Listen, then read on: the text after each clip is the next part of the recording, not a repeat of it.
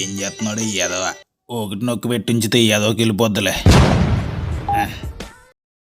Hello, ఏరా సంక్రాంతికి వస్తున్నావా లేదా? తాత వస్తున్నాను తాత. నువ్వు నెంబర్లు నొక్కుకోవడానికి ఇబ్బంది పడుతున్నావని నా నెంబర్ ఒకటిలో పెట్టాను. అప్పటి నుంచి నాకు ఒకటికి కూడా వెళ్ళడానికి గ్యాప్ లేకుండా చేస్తాను ఉన్నావు కదా తాత.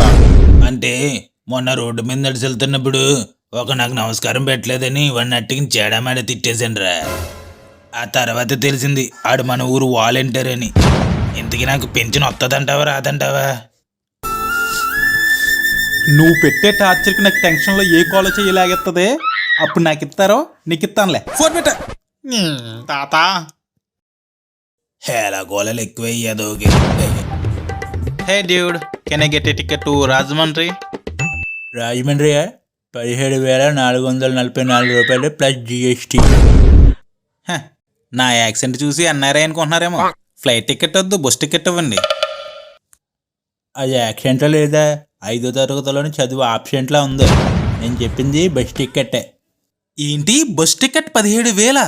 నా శాలరీయే 12,000 కదరా. వద్దులే, నేను షేక్ మె ట్రిప్లో బుక్ చేసుకుంటా. షేక్ అవుతావు షాక్ అవుతావు పక్కెళ్ళావు. కస్టమర్లు అవుతున్నారు. ఎలా? ఏంట్రా ఈ దారుణం? టికెట్ 30,000?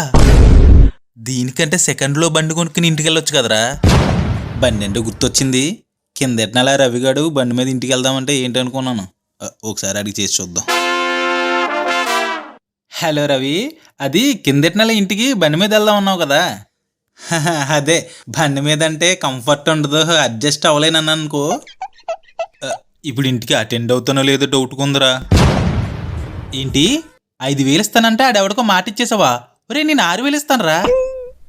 ఒరే రే 3,000 ఓకేరా. అరే లగేజ్ కూడా పెద్ద ఏం లేదురా, 2-3 బ్యాగులు తప్ప. Hello Ravi, hello.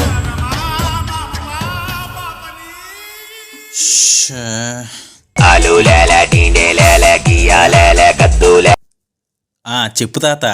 ఏరా బయలుదేరావా లేదా? ఇక టికెట్ దొరకలేదని నేను ఏడుస్తుంటే మధ్యలో నీ గోలేండి తాత. టికెట్ ఏంట్రా? తెలంగాణలో బస్సు ఫ్రీ అన్నారు కదరా. అది ఆడోళ్ళకి.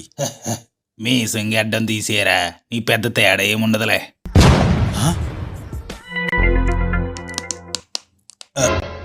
సరే నేనుంటాను, ఏదోలేరా. మన జీతం డబ్బులతో ఎలాగో టికెట్ కొనలేం కానీ 450 కిలోమీటర్లు జాగ్రత్తగా నడిచి వెళ్తే అయిపోద్ది. నడిచి వెళ్తే చూసిన వాళ్ళ దగ్గర పరుగు పోతుందేమో. ఐడియా.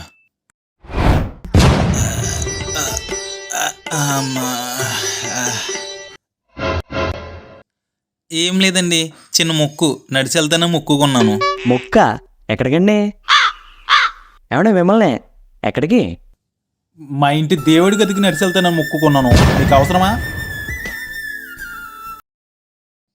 హాయ్ ఫ్రెండ్స్, చాలా రోజుల తర్వాత వీడియోస్ అప్లోడ్ చేయడం వల్ల అనుకుంటా చాలామందికి నోటిఫికేషన్లు వెళ్ళట్లేదు. సబ్స్క్రైబ్ చేసుకున్న వాళ్ళు ఎవరైనా ఉంటే సబ్స్క్రైబ్ చేసుకోండి. ఆల్రెడీ సబ్స్క్రైబ్ చేసుకున్న వాళ్ళు బెల్ సింబల్ ఆన్లో ఉందో లేదో ఒకసారి చెక్ చేసుకోండి. మన ఛానల్లో హరికథ వెబ్ సిరీస్ 3rd ఎపిసోడ్ రీసెంట్గానే అప్లోడ్ చేసాం. దాన్ని చూడని వాళ్ళు ఎవరైనా ఉన్నా కూడా చూసేయండి. మీ అందరికీ అడ్వాన్స్గా హ్యాపీ సంక్రాంతి.